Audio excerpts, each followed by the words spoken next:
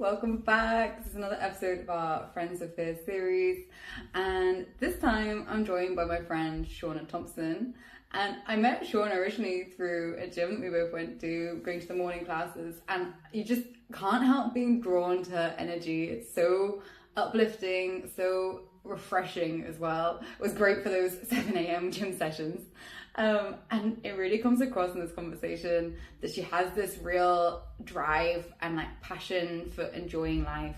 And there's all sorts of like tips that she gives, but it's like this approach of how there isn't a wrong decision, that it's your path, you've got all these choices ahead of you. It's just, even as you listen to it, I was like, oh my gosh, yeah, these are all the choices I've got ahead of me, and I'm like excited to explore them. Her excitement for life really comes across in beautiful ways. And all of that go energy to balance it with like taking care of yourself. And I definitely related to some things she was saying about being like an introvert and needing that like decompression time and all the little practices that she has to do that so she can take care of people. So I won't spoil any more for you, and we'll get straight to the conversation, and I'll see you on the other side.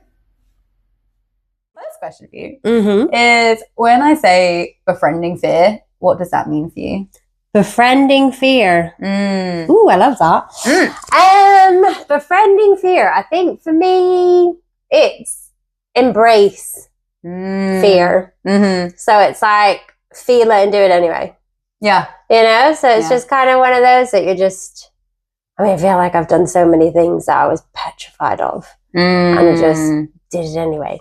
Yeah. And it's funny because I actually recently watched an Instagram reel, and it was an interview with someone, and it was this woman saying, I don't think about like my young self because everyone's talking about like, oh, look after like, oh, you're, you know, 5-year-old self or whatever, but actually it's like, no, what does like my 90-year-old self, what are they going to think? And I think I've naturally always thought that. So I've always been like, am I going to regret not doing this? And then that's kind of the decisions. It's like, okay, we're just going to try it. Like, I think a lot of people are scared to make decisions in case it's the wrong one. But I'm a bit like, there is no wrong decision. Like, it's your life. If you're on a path, you don't have to stay on that path. I love that. It's almost like allowing yourself just to explore. Like, we've only got the one life. If you want to try it, try it. I think like loads of people, because even my mum was like, you don't have to like stay a solicitor. You can like do something different. And I was like, and I think a lot of people would be like, you've spent so long training and in the job and in the role that they're not willing to then change it up. Whereas I'm a bit like, do it and shake try it up everything. Every now and then. You know, I think we're multifaceted. You want to just do things that keep you happy and passionate. And it makes sense that like the more you put into something, the bigger the fear will be around it, because you're like, well, I've invested so much time into this. And then everyone kind of puts blinkers on, and it's like, no, I can't. Something that's very serious. And it's just like, why just dabble? Like, that's, you know, it shouldn't be like this big massive thing of, oh my God, it's like, let's try it. And if it doesn't work, it's not the end of the world. Like, I feel like that's been a big thing. And like, I was talking to some kids, like choosing their university and degrees. And I was like, they say it's a big choice. I was like, no, it's not. None of us are doing what we did at uni. I was like, I did neuroscience. I did archaeology. Like, come on. I'm like, actually, you can do anything, and you can re-qualify and retrain, and you know, like there's people always just go, oh, because you've done that, like that's your life. Like, you're locked in.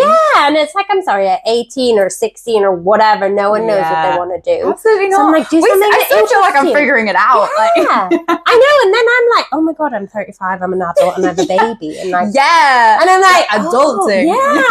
And I am, when I say out loud what I'm doing, I'm adulting, but at the same time, it's like, no, I'm not. I feel very youthful at heart. And it's just like, but then it's also knowing we've still got another like 30, 40, whatever years, hopefully all going well. But you're just a bit like, how much have I learned already? So I'm actually excited to be like, oh, let's see. What's and next? It'd be like quite boring to think we just continue doing this, getting better at it forever. Because I feel like some people are just like, oh, well, why would I? And you're just like, why wouldn't you? what's stopping you? Yeah, it's like, okay, things are boring. Like, you've got in a rut. Change it. I love like, that. I think a lot of people don't realise they control it. You know, it's kind of like, oh, someone else or this, and it's like, it's your life. Yeah, you always have agency. Yeah, like literally, we could just get on a plane tomorrow and go somewhere else, and that's it. We could. There might be like repercussions, but like you go with whatever comes from it. Yeah, but it's just like you control, like your actions will dictate what your life looks like. So 100%. I'm just always like, screw it. The fear is a good thing. So when was the first time in your life that you felt like able to do that? What? To like think like, oh, well, that's scary, but I have control here and I can do what I want. Let's make a change. So when I was 18, I left home to go to uni, but I left country. Oh, damn. Yeah. And I think that was just the norm for everyone at my school. It was kind of, we were all international. So it was like, we were all raised in Belgium, but you know, your parents might be Spanish or Greek, or so they'd want you to go to Spain, to Greece. My parents, Ireland or the UK, because English speaking. So it was just very different, but that was the norm. And I think knowing you were just leaving everything you knew, like I moved to London, I didn't know anyone. Like everyone was like, "Oh, you're for an 18-year-old." Yeah, they're like, your cousins, you know, does live in London, but I'd never saw her. London is huge. Yeah, and it was just kind of. But I think I was in Camden and it was amazing. And it was just kind of all these things you'd seen in movies and romanticized. And so actually it was kind of this awesomeness. But I think it was always like, I can just go home. You know, if this doesn't work, if I don't love it, if I, you know, nothing is keeping me here. It's all choice. Yes. And I think a lot of people forget that. So I think that happened quite a few times when I relocated to different places. I was like, if I hate it, I can just leave. I like that. It's like, it's easier to just go with the flow because you're aware that you always have options. Yeah. Yeah. Like, this isn't everything. You know, and I think failure's okay. It is. I think everyone's really scared of failing. And I'm like, actually, failing is what we learn so much from. 100%. I feel like my achievements have meant nothing, but my failures are like nearly what I'm proudest of, because it's like what you've overcome to get there. You know, it's has like, more of an impact on you.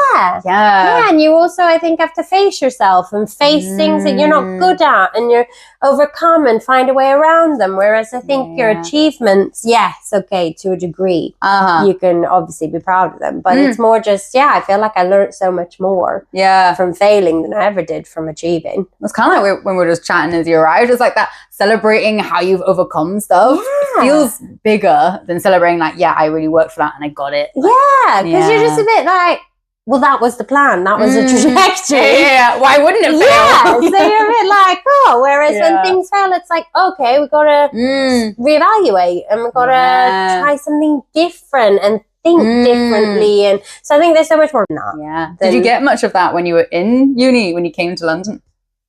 What, growth or? The having to overcome things that are going wrong? Yeah, I mean, I feel like I hated what I was doing. So the point of me going to London was hoping to go and do veterinary medicine. And I was on bio-veterinary science course.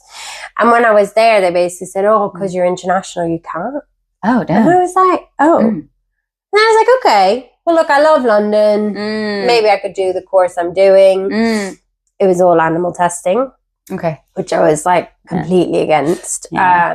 So I was like, well, this isn't what I want to do. Yeah. So then I was like, I've just kind of started a path that I'm just like, no, this isn't going to lead to where I want it to lead. And I think that's also a big thing of like realizing soon on your journey, like if this isn't gonna, if my actions aren't going to lead me somewhere that I'm happy with, then stop.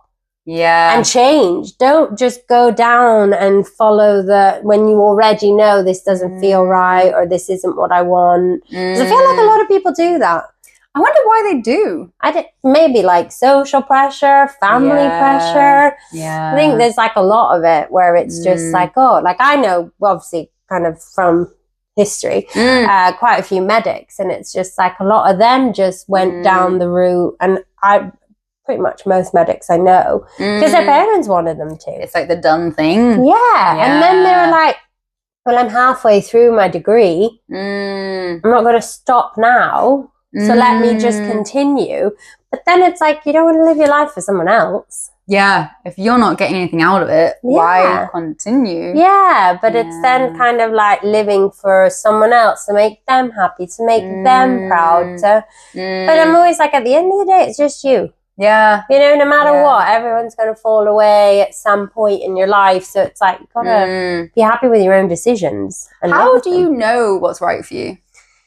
How do I know? I guess it's just like how I feel. You know, I kind of listen to very much just, is this making me happy? Am I excited about it? You know, there's an element of fear is always going to be there, but there's a fear of like, but imagine what could be. And that's exciting. And then there's a fear of like, oh, wait, this doesn't align with my values, my morals, the route I want to go, the life I want. You know, I had a lot of people pushing me to go into kind of like a corporate world. But I early on was like, I will only take advice from people whose lives I want to emulate. That's a really good way of seeing it. You know, so it's like I was being guided by people who only wanted the best for me. But I was looking at their lives going, I don't want your life. Yeah. You know, you're working non-stop. You don't have a partner. You don't have a family. Yeah, you might have loads of money, but I'm like, that's not what life's about. Yeah. For me anyway. You know, for me, I was very much like, no, very early on, like, if that's not aligning with the life I want, with the things I want, then I'm just not going to do it. Yeah. So it's basically just like listening to how you're feeling. Do you have that excitement about it? Yeah. And also just like, even if it's what it could potentially be is apprehension, that it's like, oh, I don't know what's going to come of this, but if I'm excited to try it or I'm curious, then why not? Yeah. You know? Yeah, I think people kind of question themselves a bit too much, and rather than just be like, and it's also weighing up, if I do this, are there going to be any negative repercussions? And then it's like, if it's not, then try it. Yeah. You know what? What's the harm then? See what happens. Yeah. You know, I think when I qualified and finished my bachelor's, I wasn't sure what to do. And my parents were like, we want you to do a master's, like education-wise, blah, blah, blah. So there's a lot of pressure on me to do more further education. Yeah. But I was like, I don't want to go into neuroscience. Like, I've just done my degree. I did a placement year, hated it. So I knew I didn't want to go into it. And I just remember looking online at all the options. And I was literally looking at radiography, law. Like, I was literally everything. Like, what am I interested in? What peaks? Like, ooh, what am I like? Yeah, that sounds interesting, and that, and that. And I just thought, you know what, I'm just going to go law. Like, and I picked it out, just like, okay. Yeah, that it was like Russian roulette. Just like, I was like, well, it was actually all linked to like the times of when the university started. So I'd missed the deadlines for some of the applications. Oh, okay. So law, they rung me up being like, you can have a place, but you have to be here by next week. And it was Thursday. Wow. Damn. And I was like, oh, we're talking about Monday. So I literally that night sat my parents down and being like, okay, so I'm going to Manchester to do law. And I packed up my car and left the next day. Wow. Yeah.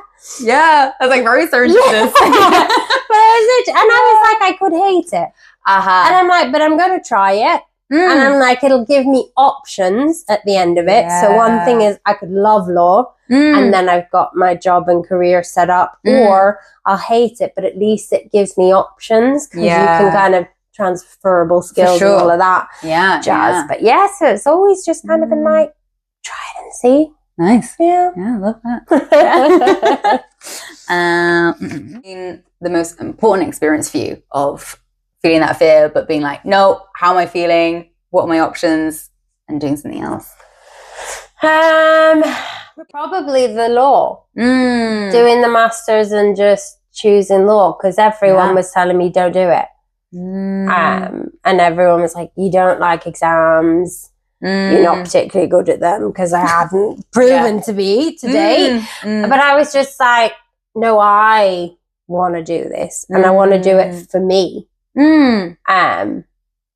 And I think up until that date, maybe I hadn't. And I've just kind of done, okay, this is, you know, interesting enough. But I think when you're picking a bachelor's degree, it's kind of like, what interests you? No one thinks, what are you going to do with neuroscience, actually, at the end of it? So I think just driving over to Manchester on my own with my car packed up, getting an apartment, well, it was like a house share, like a room I'd never seen before. Had you been in Manchester before then? No. Wow. Yeah. So it was literally just like, we're going to do it and see. And that was probably the biggest, because it was also a full nearly, 9 months, I guess, when it comes to university with all the holidays. But yeah, it was just kind of constant fear. Do you know, when you have an assessment, when you have an exam, that it was like, am I good enough for this? Constant one thing after another. Constantly like, am I doing the wrong thing? And everyone's been telling me I've been doing the wrong thing. So you're like self-confidence, I guess, with it. So that was probably kind of the most important, because actually then when I did do my exams and smashed it, it was then kind of like I proved everyone wrong, but also more importantly, like prove myself right, and that I could do that, you know. So it was kind of like, it really enforced my belief nearly in myself of like, you know, if I put my mind to something, like I can do it. It's just hard work, but you just do it, you know, if you want something badly enough. Put the effort in, the intention. So yeah, that was probably the most important. And also I think it changed my life and trajectory quite a bit. Still in law now. Still in law, still in Manchester. It's my home now. So there was definitely a bit of that for sure. Particularly like a few things you're saying is about like learning what's right for you, being aware of all these other like external like expectations, but just doing it for yourself. So I guess that was such a good way of evidencing for you, like, no, if I keep doing things for me, it will work out in ways that work for me. And being driven by what you want for yourself. You know, kind of like, no, actually, this is like, I can see myself doing law. You know, whereas it was like everything else, I was like, I don't really see myself working in a hospital. And when I interned in radiography for about 2 weeks, and it was just people like with brain tumors, and you'd know while they were getting their scans, but you couldn't tell them. So they'd like walk out smiling, and you're just like, that's tough for you to process. So I was like, this is just emotionally like a lot. But I tried a lot of things, interned, like, you know, I think everyone's willing to give you a chance when you're just hoping to observe and it's free work, do you know? You're helping them. Exactly. So I feel like everyone's open to that. So it's like, why not try it if you think about it? See what like the reality of it is. Because everyone like idolizes some parts of things, and then it's like the reality is just totally different. And you don't know until you just have a go. Absolutely. Surprise yourself. Look at you. My little cat. So I'd love to know, in this journey, what has been your energy source for, I guess, like finding what was right for you? My energy source. So I've always been an introvert. So I only really kind of refuel and charge my batteries on my own. So alone time has always been really important to me. And I've really noticed that being around extroverts. So my sister's an extrovert, and when I see her, she actually gets excited and gets her energy from other people. She is. And then I'm just like, oh my God, this was amazing. And I loved seeing my people, but my God, I need like 3 to 5 business days now to recover. Do you know? Please hold. As soon as they're like, oh, hang on a minute. So then I think I've just always known that about myself. But I've always known it because I've enjoyed my own company.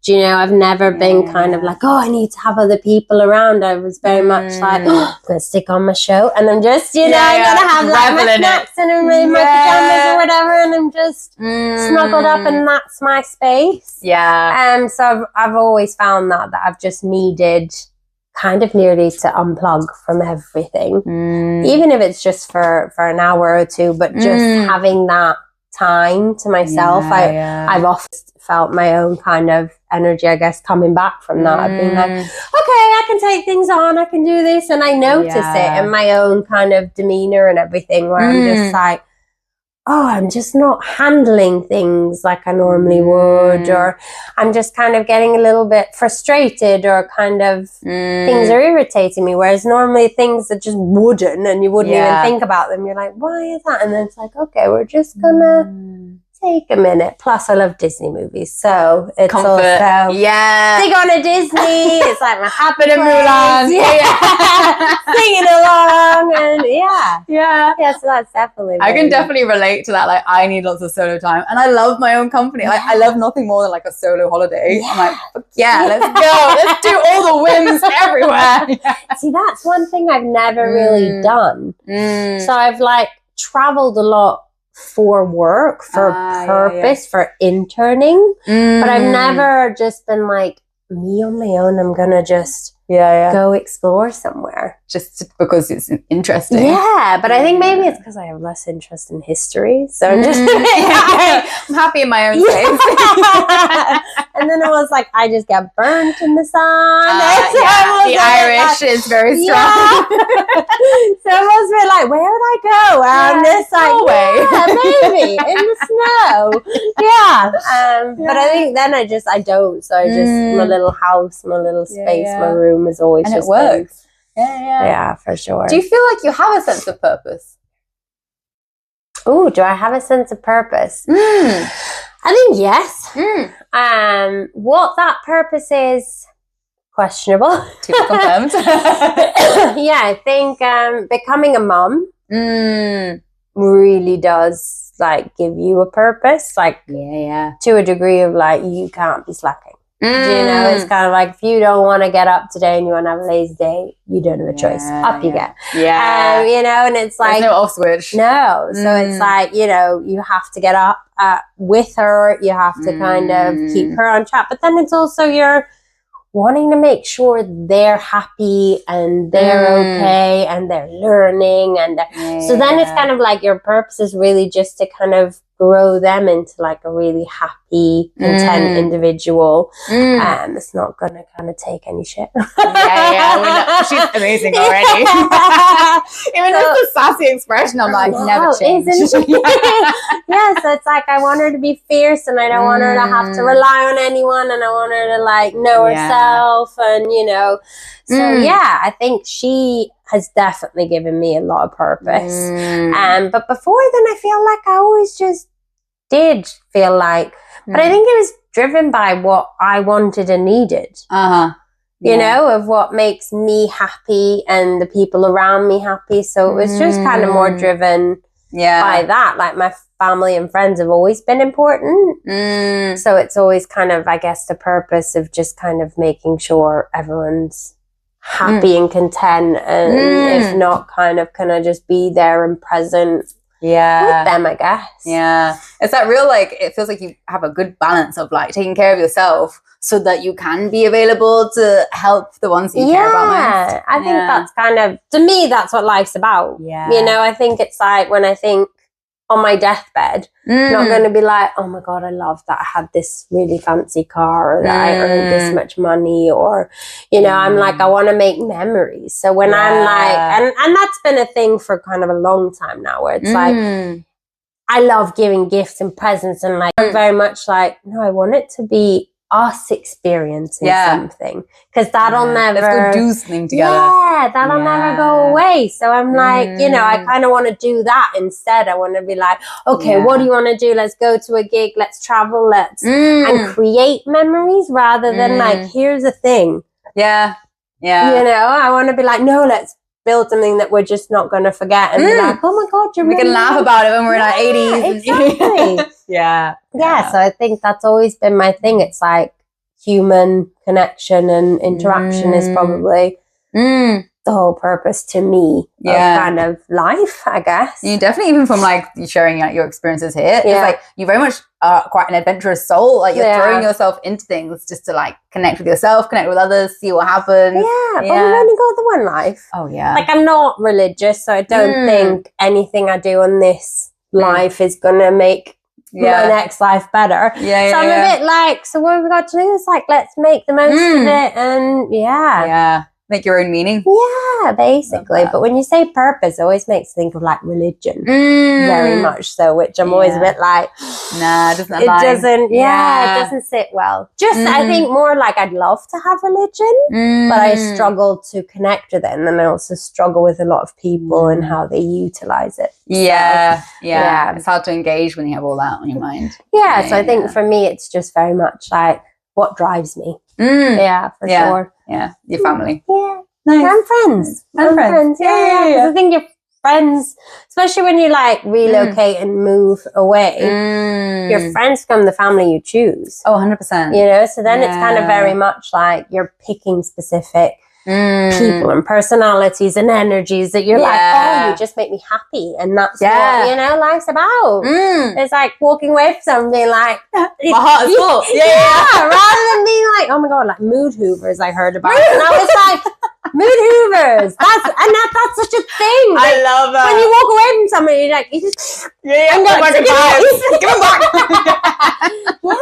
I'm just like, that's the thing. Mood hoovers. Yeah, mood hoovers. I'm like, avoid them.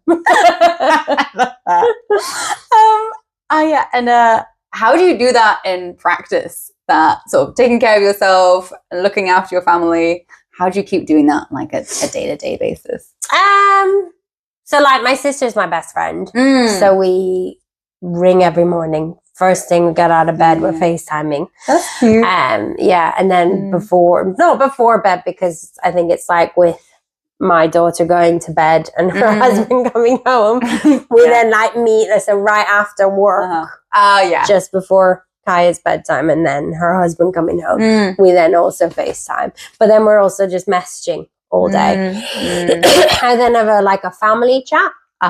It's like with my parents and my sister and her husband, so we're all just like constantly sending pictures and updates and whatever.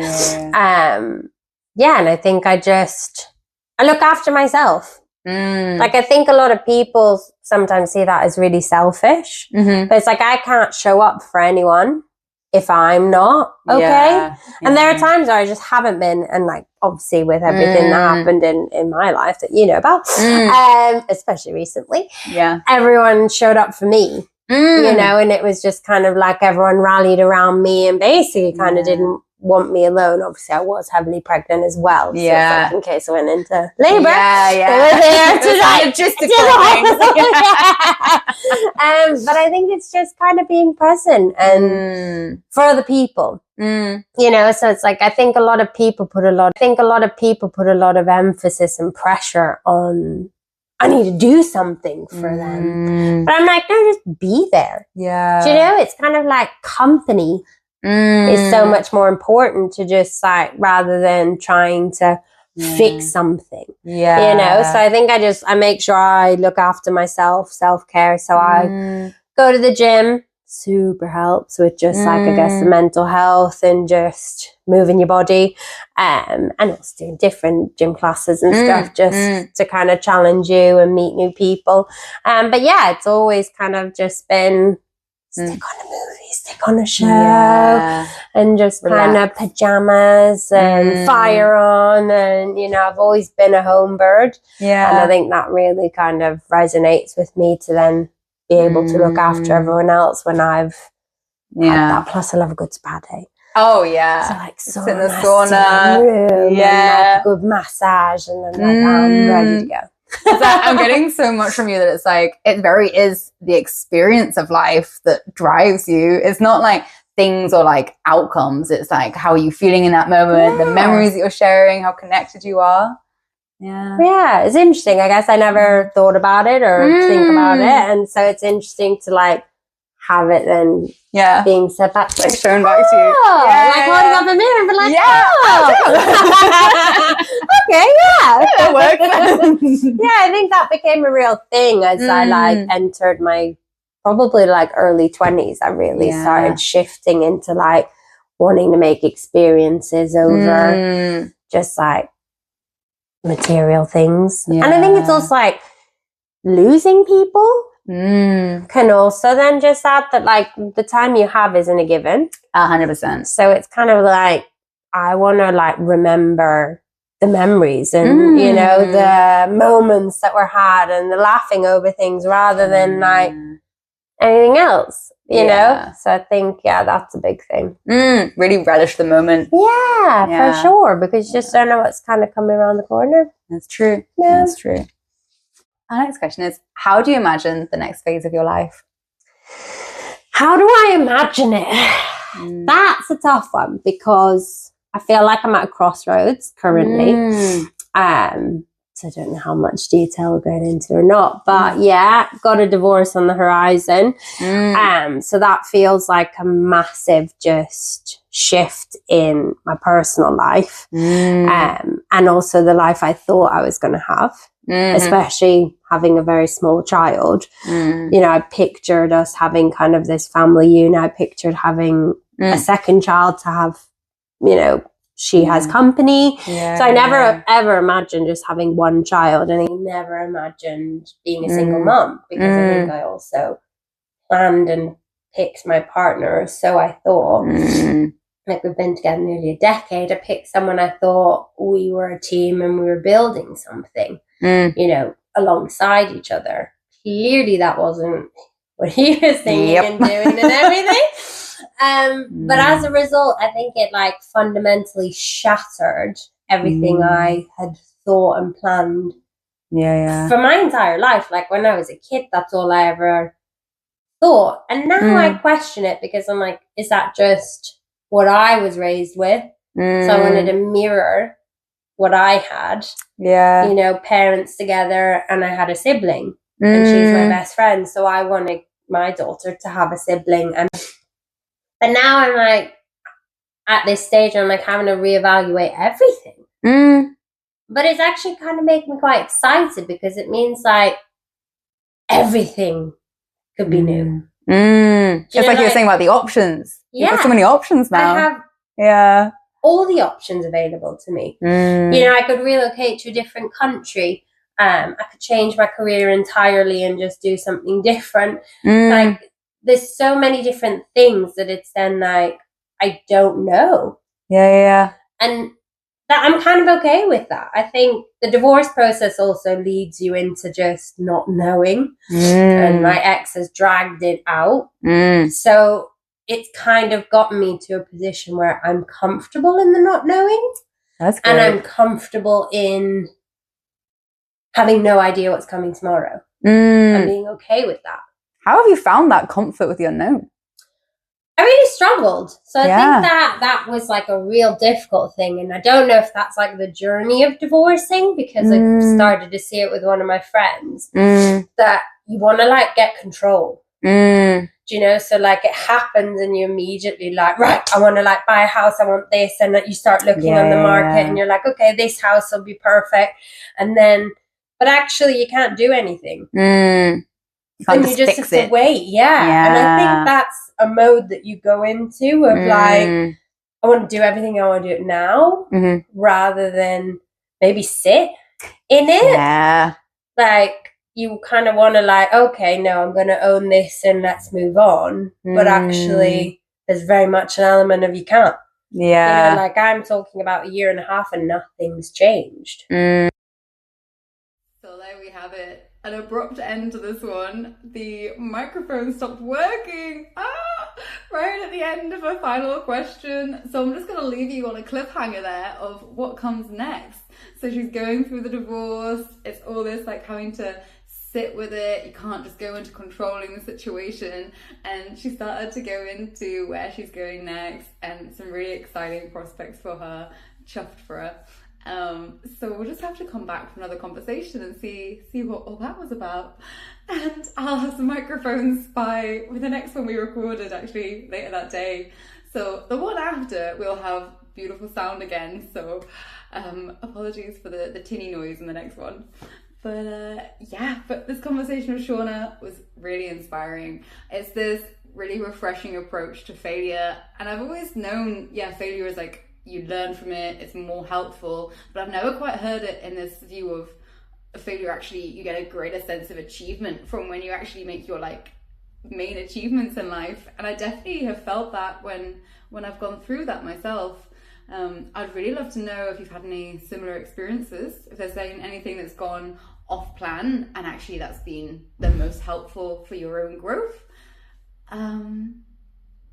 That piece of advice about accepting advice from people whose lives you would be happy to live is such an important way to look at things, because she really went into like the balancing of other people's expectations, feedback from others on how they see you doing. But obviously when we share with friends, even like with really good intentions, it's coming from a place of how we see something as desirable or something you'd want to avoid and what is like the right thing to do. It's all coming from our own internal worlds. So of course, if you're accepting advice and steers from people, you want it to be someone whose worldview and way of being is something that you would be quite happy to have your own version of. That's such a useful spin for when you're getting your next feedback from people, is to have that in the back of your mind. And it is making me think about how I'm giving my advice to people as well when friends come to me. And I really loved the approach she has of building experiences rather than just material things and possessions. It really is the memories you have that nurture your soul at the end of the day, and the thinking about your 80-year-old self and whether they would be happy with the choices that you're making as your sort of guiding path, rather than necessarily leaning on all the input from the people around you, whether well-meaning or otherwise. So let me know if any of this was helpful, and we'll definitely have a further conversation with Shauna in the future, because she's doing great things, and we'll find out how it's going at the end of that cliffhanger. So thanks for coming, and I look forward to chatting with you in the comments.